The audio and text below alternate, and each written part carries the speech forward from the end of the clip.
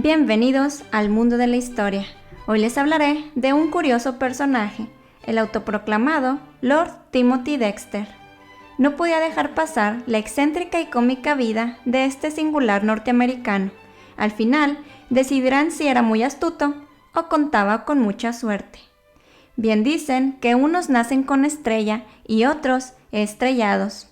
Notarán que este video es un poco más relajado y decidí incluir una serie de bloopers con los momentos en los que no podía dejar de reír y espero les hagan pasar un buen rato. Timothy Dexter nació el 22 de enero de 1747 en Malden, Massachusetts, y provenía de una familia de inmigrantes irlandeses. La precaria situación económica de sus padres no le permitió seguir con sus estudios, por lo que a la edad de 8 años, sus padres lo enviaron a trabajar a una granja, en donde duró 6 años. Al cumplir 14 años de edad, comenzó a trabajar como aprendiz en la confección de prendas de cuero. Cuando terminó su aprendizaje, ya contaba con 21 años y decidió emprender su propio negocio, como fabricante de guantes y pantalones de ese mismo material. Después decidió mudarse a Charlestown en Boston, que en aquel momento era un centro importante en la producción de artículos de cuero. Fue en esa ciudad en donde Timothy Dexter tuvo su primer golpe de suerte. Conoció a una viuda adinerada 9 años mayor que él, de nombre Elizabeth Frutingham, quien rápidamente se enamoró del joven Timothy. Este no perdió tiempo y el 22 de mayo de 1770 se casó con ella. Los recién casados se asentaron en un barrio de familias ricas de Boston, teniendo como vecinos a nada más y nada menos que John Hancock, padre fundador y próximo gobernador de la Commonwealth, y Thomas Russell, uno de los hombres más ricos de Nueva Inglaterra. Dexter hizo varios intentos para agradar a sus nuevos vecinos y encajar en los círculos de la alta sociedad. Lastimosamente, estos no lo veían como uno de ellos, sino como un nuevo rico sin educación y cazafortunas. Se propuso multiplicar su riqueza y hacerse destacar para que lo tomaran en cuenta. Era una época de mucha tensión por la inminente guerra independentista. El Congreso Continental, que sirvió como gobierno de las 13 colonias inglesas, decidió tomar medidas drásticas para acelerar el financiamiento de la guerra. Por decreto, no podían imprimir su propio dinero y tenían que esperar a que éste llegara desde Inglaterra. La solución a este problema simplemente se imprimió. En junio de 1775, el Congreso Continental aprobó la emisión de la moneda a la que llamaron continentales. En un inicio decidieron que únicamente imprimirían 2 millones de dólares. Al paso de 4 años se habían impreso 200 millones de dólares continentales. Estos billetes eran muy fáciles de falsificar, lo que fue aprovechado por los ingleses para depreciar aún más el valor de los continentales. En 1781, las personas se rehusaban a aceptar estos billetes. John Hancock, Thomas Russell y muchos otros acaudalados compraron muchos de estos billetes, a cambio de unas fracciones de su valor nominal, con la finalidad de que las personas confiaran nuevamente en los continentales. Timothy decidió imitarlos, tomó sus ahorros y los de su esposa y compró billetes continentales, pero a personas pobres, desesperados por venderlos a cambio de cualquier cosa. Quizás pienses que invertir mucha de tu fortuna y la de tu pareja en una moneda incierta es algo muy tonto, pero aquí viene el segundo golpe de suerte que tuvo Dexter. En 1790 ya había finalizado la guerra, pero la joven nación aún tenía que lidiar con la inflación, la deuda y el crédito público. El padre fundador y primer tesorero estadounidense de nombre Alexander Hamilton se encargó de esa situación con su plan de financiamiento y, entre otras cuestiones, estipuló que los continentales podían canjearse por bonos del tesoro al 1% del valor nominal. Dexter no perdió tiempo, cambió sus continentales y de forma instantánea multiplicó su fortuna. En ese momento, él creyó que Hancock, Russell y los demás vecinos ricos lo invitarían a formar parte de su círculo social, pero esto no fue así, posiblemente porque Dexter contaba con una personalidad desagradable y no podía mantenerse callado en momentos inoportunos. Cuando descubrió que seguía condenado al ostracismo social, decidió mudarse a otro lugar, en donde sí fuera apreciado. En 1791, los Dexter y sus 2 hijos llegaron a Newburyport, un pueblo con mucha riqueza y oportunidades comerciales. Dexter compró un par de embarcaciones y una de las mejores mansiones de la ciudad, en donde vivió por varios años, y actualmente es la biblioteca pública de Newburyport. En 1796 se mudó a una casa en High Street, que decoró al estilo europeo y sobre todo al puro estilo Dexter, con el afán de hacerse notar. Contrató a varios artistas para que elaboraran decenas de enormes estatuas de madera, sobre columnas de 5 metros de altura, a fin de colocarlas en el jardín de su mansión. Eran estatuas muy variadas que representaban a varios padres fundadores, como George Washington, Adams o Jefferson, jefes indios, generales militares o hasta Adán y Eva. El narcisismo de Dexter lo hizo representarse a sí mismo en una estatua, bajo la inscripción «Soy el primero en Oriente y el filósofo más grande del mundo occidental», aunque hasta ese momento no había realizado alguna contribución en el campo de la filosofía. Y nótese la frase «hasta ese momento», porque más adelante en su vida sí que lo haría, pero esa historia te la cuento en unos minutos más.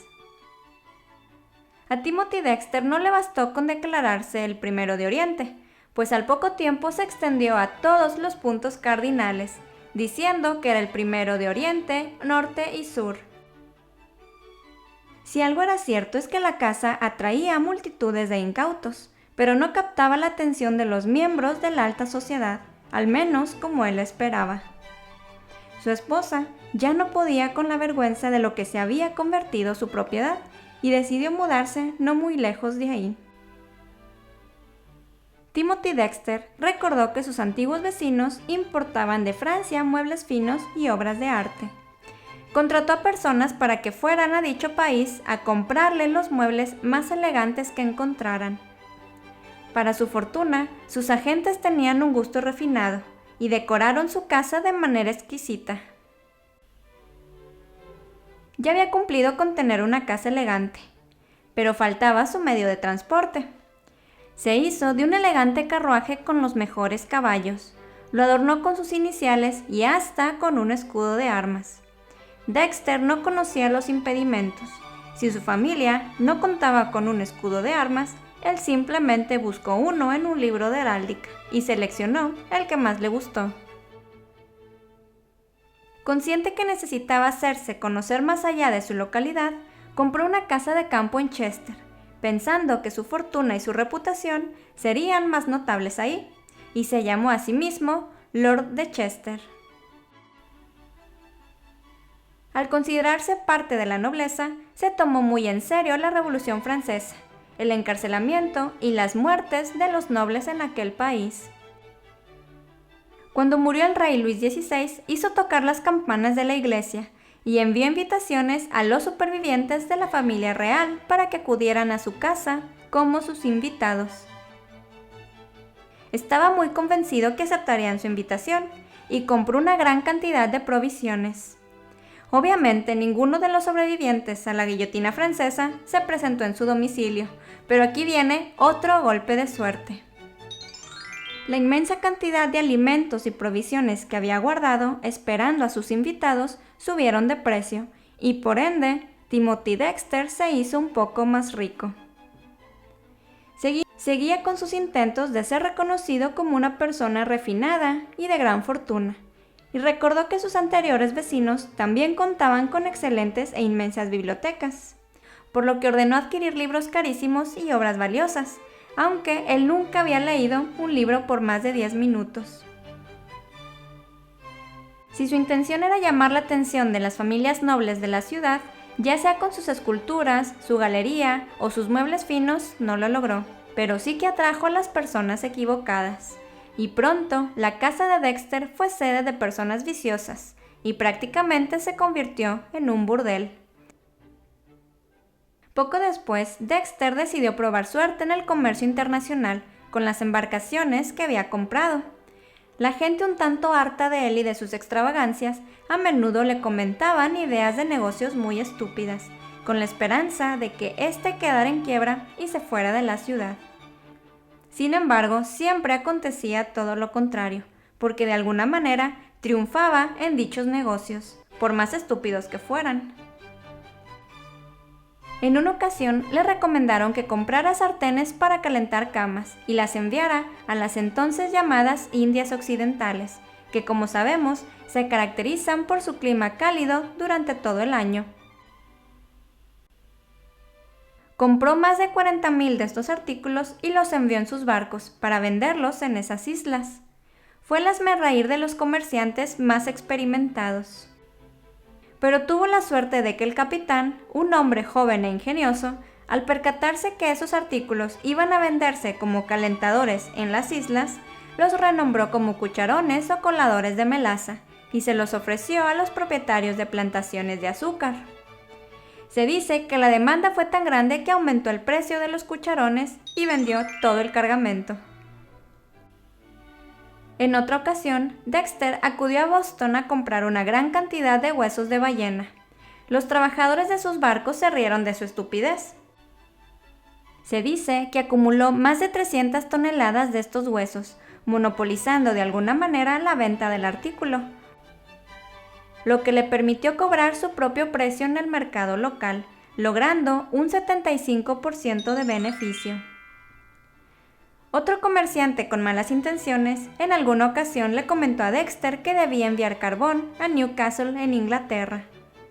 Al parecer, Dexter ignoraba la frase británica llevar carbones a Newcastle, que se remonta a la mitad del siglo XVI y significa realizar una acción sin sentido, debido a que Newcastle fue el principal exportador y centro minero de carbón desde la Edad Media. Dexter tomó en cuenta las recomendaciones de ese comerciante, adquirió una gran cantidad de carbón y envió sus barcos repletos de ese mineral a Newcastle, y aquí tuvo otro golpe de suerte. El cargamento de Dexter arribó cuando los trabajadores de la mina estaban en huelga y el carbón se compró a un precio más alto. De esta manera, nuestro protagonista obtuvo una ganancia considerable y siguió aumentando su fortuna. A finales del siglo XVIII se volvió a autoproclamar Lord y les pidió a sus trabajadores que se refirieran a él como tal. Ellos, acostumbrados a sus payasadas, no hicieron preguntas y simplemente lo llamaron Lord. El extremo de su excentricidad, sin duda, fue cuando fingió su muerte para observar la reacción de sus conocidos. Se puso de acuerdo con varias personas para organizar el funeral. Le pagó a su esposa e hijos para que aceptaran participar en la farsa y se mostraran afligidos y lloraran. El extremo de su excentricidad, sin duda, fue cuando fingió su muerte, solo para observar la reacción de sus conocidos. Se puso de acuerdo con varias personas para organizar el funeral. Le pagó a su esposa e hijos para que aceptaran participar en la farsa, se mostraran afligidos y lloraran. Contrató al mejor ebanista de Massachusetts para fabricar el más fino ataúd. Luego, enviaron esquelas o avisos fúnebres a determinadas personas de la ciudad, a fin de que asistieran a su funeral. Le pagó a una persona para que se hiciera pasar por sacerdote, y en la misa se refiriera a él como Lord Timothy Dexter, el gran hombre de Oriente. Y en el funeral, alguien insinuó que había visto el fantasma de Dexter rondar por ahí. Y fue hasta que escucharon un alboroto en la cocina que se percataron que el excéntrico personaje no había muerto, sino que se encontraba maltratando a su esposa, porque ésta no había derramado las suficientes lágrimas por él. Como ya había sido descubierto, decidió servir los mejores vinos y embriagarse con los sorprendidos dolientes. Algunas situaciones de su falso funeral le molestaron.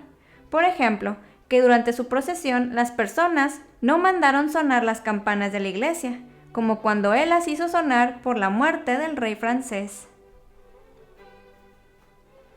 Otra anécdota es que a mediados de la década de 1790, alguien le comentó que el rey de Inglaterra contaba con poetas laureados.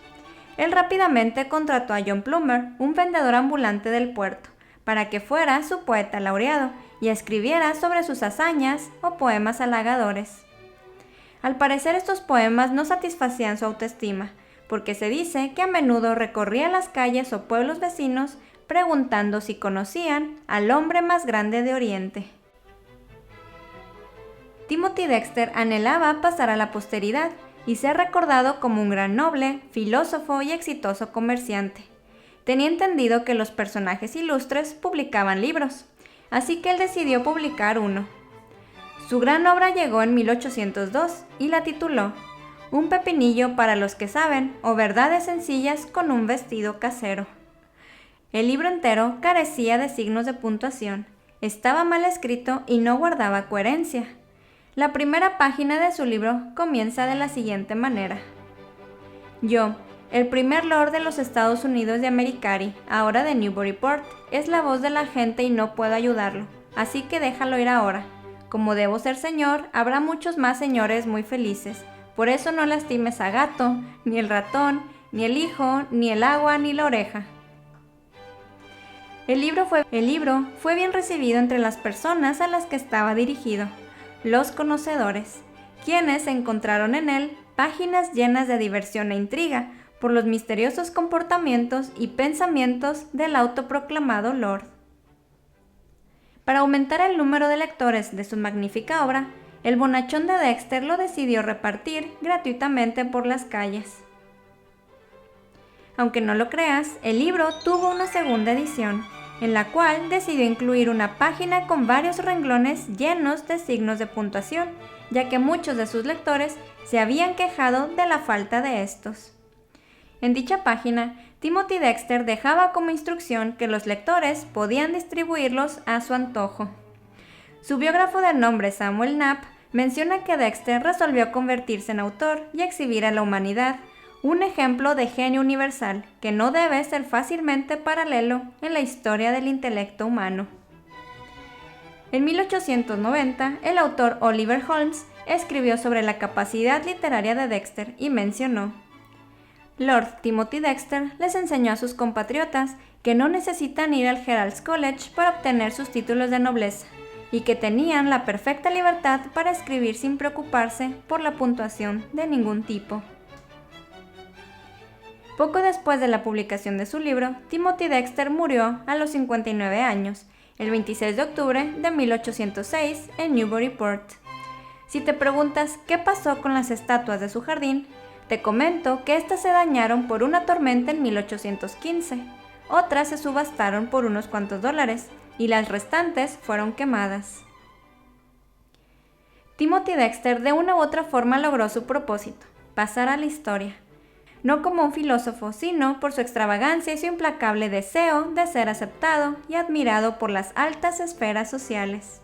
Muchas gracias por llegar hasta aquí. Si te gustó el video, dale like y compártelo para que seas igual de afortunado que Timothy Dexter. Suscríbete a mi canal y activa la campanita para que no te pierdas ningún dato curioso e interesante de la historia. Cuéntame en los comentarios qué opinas de la excéntrica vida del protagonista. ¿Crees que tenía mucha suerte o era una persona verdaderamente astuta en los negocios? Y hasta pronto. Se puso de acuerdo con varias personas para organizar el funeral. Le pagó a su esposa e hijos para que aceptaran participar en la farsa y se mostraran afligidos y lloraran. Contrató al mejor ebanista de Massachusetts para fabricar el más fino ataúd. Incluso le pagó a una persona para que se hiciera pasar por sacerdote y en la misa se refiriera a él como Lord Timothy Dexter, el gran hombre. Ay, qué risa. Ok.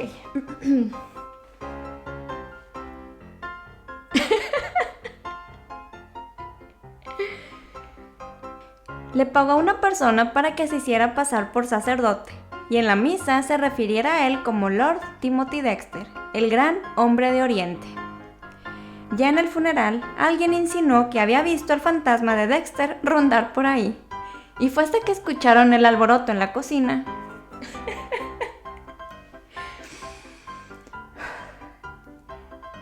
Ya en el funeral, alguien insinuó que había visto al fantasma de Dexter rondar por ahí. Ay, no puedo.